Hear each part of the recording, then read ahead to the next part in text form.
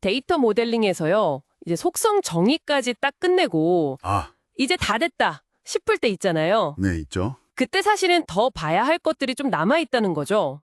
마치 건물 다 짓고 마지막 시약에 마감 처리하는 것처럼요. 네, 맞습니다. 오늘은 그래서 속성 정의를 좀 더 날카롭게 다듬는 거죠. 특히 그 데이터가 처음 들어올 때 값이 꼭 필요한가, 그러니까 맨더토리인가 아니면 옵셔널인가, 이걸 정하는 게 왜 중요한지 한번 짚어보려고 하고요. 아, 맨도토리의 옵셔널 결정이요? 네. 그리고 더 나아가서 모델링의 정말 마지막 단계라고 할 수 있는 식별자, 아이덴티파이어를 확정하는 전략까지 좀 깊이 이야기 나눠보겠습니다. 좋습니다. 그럼 먼저 속성 정의를 좀 더 깊게 들어가는 단계부터 시작해 볼까요? 처음에 맞는 속성 목록은 아직 좀 러프해야 할 수 있다고요. 바로 그 점인데요. 속성이 맨더토리, 그러니까 필수인지 아닌지 정할 때요. 제일 많이 오해하시는 게 이 필수라는 의미예요. 의미요? 어떤 오해가 있죠? 이게 그냥 나중에라도 꼭 채워야 한다. 이게 아니고요. 레코드가 시스템에 처음 딱 기록되는 바로 그 순간, 그때 값이 반드시 있어야 한다는 뜻이거든요. 아, 생성되는 그 순간이 기준이군요. 처음 알았네요. 네. 근데 실무에서는 뭐 편의상 PK, 기본키 빼고는 대부분 그냥 옵셔널, 널 호용으로 두는 경우가 많아요. 네, 저도 그렇게 들었어요. 그럼 좀 편하긴 하겠지만 문제가 생길 수도 있겠네요. 그렇죠. 그렇게 되면 이제 프로그램 쪽에서 데이터 유효성 검증을 하나하나 다 해야 하니까 부담이 커지고요. 반대로 또 너무 많은 속성을 막 필수로 지정해버리면 당장 테스트 데이터 넣을 때부터 엄청 힘들어져요. 양날의 검이네요. 네.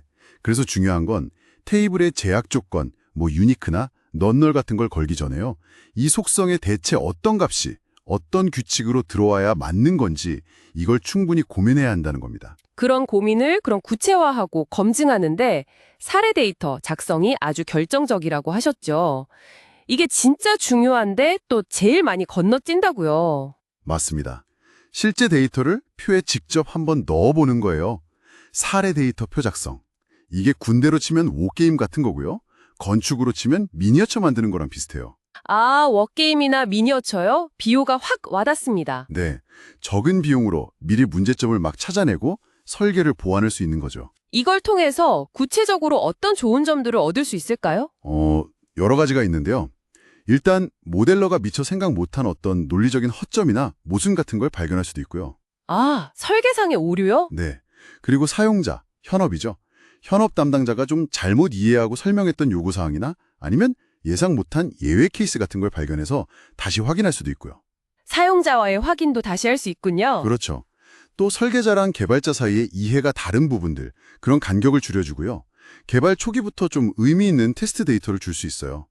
개발자가 그냥 막 임의로 샘플 데이터 만들어서 테스트하면 발견 못하는 오류들이 있거든요. 맞아요. 대충 넣다 보면. 네, 그런 걸 미리 잡아서 나중에 통합 테스트 때 막 문제 터지는 걸 막을 수 있는 거죠. 이야, 문제점 발견부터 소통, 개발 지원까지 정말 여러 마리 토끼를 잡는 셈이네요.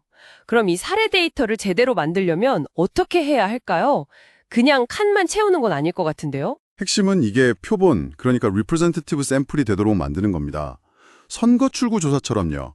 적은 양의 데이터로 가능한 많은 경우의 수를 대표할 수 있게 신중하게 설계해야 돼요. 표본 설계가 중요하군요. 그리고 데이터를 입력할 때는요. 세로 방향, 수직으로 작성하는 게 좋습니다. 세로 방향요? 음. 그건 좀 특이한데요. 보통 가로로 쭉 쓰지 않나요? 근데 보통 그렇죠. 근데 한자 숙제할 때 생각해 보시면 옆으로 쓰는 것보다 세로로 쓰는 게 더 잘 외워지고 그렇잖아요. 비슷합니다. 속성별로 값이 어떻게 변하는지 그 패턴이나 의미를 파악하기에 세로 방향이 훨씬 유리해요. 이게 뭐랄까 배버의 법칙처럼 자르게 변화를 더 잘 느끼게 해준달까요? 아하, 세로 방향 작성. 흥미롭네요. 또 뭘 신경 써야 할까요? 네, 바로 값, value 자체의 의미를 정의하는 겁니다. 예를 들어 직책이라는 속성이 있다면 여기 실제 데이터로 부장, 차장 이런 직위 명칭을 넣을 건지 아니면 뭐 1급, 2급 같은 내부 관리 코드를 넣을 건지 이렇게 실제 들어갈 값의 종류와 의미, 이걸 도메인이라고 하는데요. 이걸 명확히 정의해야 합니다. 생각보다 이걸 안 하고 그냥 속성 이름만 정하는 경우가 많아요. 아, 도메인 정의. 그것까지 해야 속성 정의가 제대로 끝나는 거군요. 그렇습니다. 자, 그럼 속성 정의랑 사례 데이터 검증까지 다 마쳤다고 하면 드디어 모델링의 마지막 단계, 식별자 결정으로 넘어가는 거죠. 이걸 왜 가장 마지막에 하는 건가요? 식별자, 그러니까 UID는요. 이게 이름이랑 비슷해요. 이름은 내가 나를 부르려고 쓰는 게 아니잖아요. 그렇죠. 다른 사람이 저를 부를 때 쓰죠. 네, 제 이름이 홍길동이면 제가 아니라 다른 사람들이 저를 홍길동 씨 하고 부르려고 쓰는 것처럼요. 데이터 모델에서도 똑같습니다. 이 엔티티를 참조할 다른 주변 엔티티들이 먼저 다 정해져야 걔들이 나를 어떻게 부를지, 즉 참조할지를 보고 가장 적합한 식별자를 결정할 수 있는 거죠. 그래서 모델링 단계에서는 보통 기본 키라는 용어보다는 식별자, 아이덴티파이어나 유일자, UID라는 말을 더 많이 씁니다. 아하, 주변 엔티티와의 관계 속에서 내 이름을 정한다 이런 느낌이군요. 이 식별자는 그럼 어떤 특징을 가지나요? 식별자는 일단 논리적인 개념이고요. 하나 이상의 속성으로 구성될 수 있습니다. 그리고 모든 엔티티에는 반드시 하나 이상 있어야 하고요. 이게 나중에 데이터베이스 테이블로 만들어질 때는 보통 유니크 그리고 넌널 제약 조건을 가지게 되죠. 여기서 이제 아주 중요한 전략적인 판단이 필요합니다. 전략적 판단이요? 네.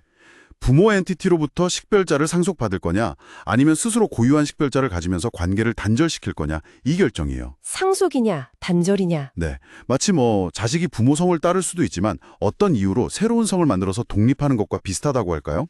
2열 다이어그램 보면 관계선 위에 UID 바가 그려진 경우가 있잖아요. 네, 봤어요. 가끔 선 중간에 딱 갈쳐 있던데요. 그게 바로 부모 식별자 일부가 자식 식별자의 일부가 된다는 뜻이에요.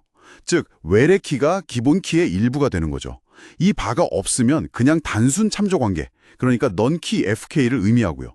이 바를 쓰냐 마냐 이 결정 하나가 그 밑에 딸린 하위 모델 전체 구조에 영향을 줍니다. 와, 그 선 위에 바 하나가 그렇게 큰 의미였군요. 상속이냐 단절이냐 진짜 구조적으로 중요한 결정이네요. 그럼 보통 다대다 관계 해소할 때 중간에 생기는 엔티티 있잖아요. 그건 어떻게 하나요?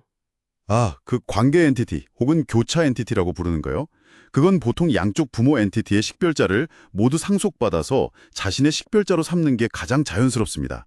그래서 일반적으로 UID 바를 양쪽 관계에 다 사용하게 되죠. 그렇군요. 자연스럽게 양쪽 부모를 다 이어받는 거네요. 그럼 보조 식별자라는 것도 있던데요. 그건 뭔가요? 가끔 속성 옆에 해시태그 이런 표시가 붙던데요. 네, 보조 식별자 세컨더리 UID는요. 기본 키 PK는 아니지만 그 엔티티 안에서 값의 유일성이 보장되는 속성이나 속성 그룹을 말해요. 예를 들면 사원번호가 PK일 때 주민등록번호 같은 건 보조 식별자가 될 수 있겠죠. 이게 때로는 상속의 대안으로 고려될 수도 있긴 한데 아직 모델링 도구에서 이걸 명확하게 지원하거나 활용하는 건 좀 미흡한 편입니다. 알겠습니다. 마지막으로 그럼 인조식별자, artificial key라고 하죠. 이건 언제 쓰는 건가요? 이름 그대로 인위적으로 만드는 것 같은데요. 네, 맞아요. 자연적인 속성들 중에서 마땅한 식별자를 찾기 어렵거나 아니면 식별자가 너무 복잡할 때요. 그럴 때 일련 번호처럼 시스템에서 그냥 인위적으로 만들어서 부여하는 식별자입니다. 근데 이 인조 식별자를 언제 어떻게 만들고 쓸 건지 여기에도 다양한 전략이랑 장단점이 있어서요. 사실 이 주제만 가지고도 되게 깊은 얘기가 가능합니다. 이건 다음에 기회가 되면 더 자세히 다뤄보면 좋겠네요. 네, 알겠습니다. 인조식별자는 또 다른 큰 주제군요. 자, 오늘 이야기 쭉 정리해보면요.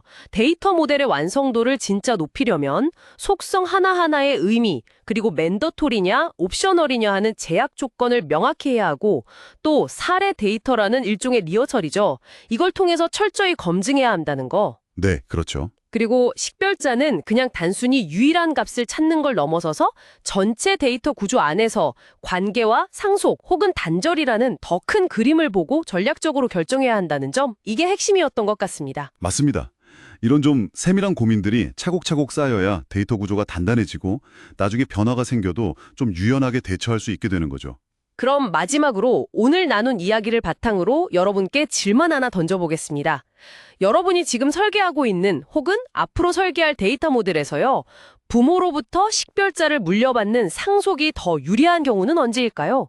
반대로 과감하게 그 관계를 끊고 완전히 새로운 인조 식별자를 도입하는 게 더 효과적인 시점은 언제라고 생각하시나요?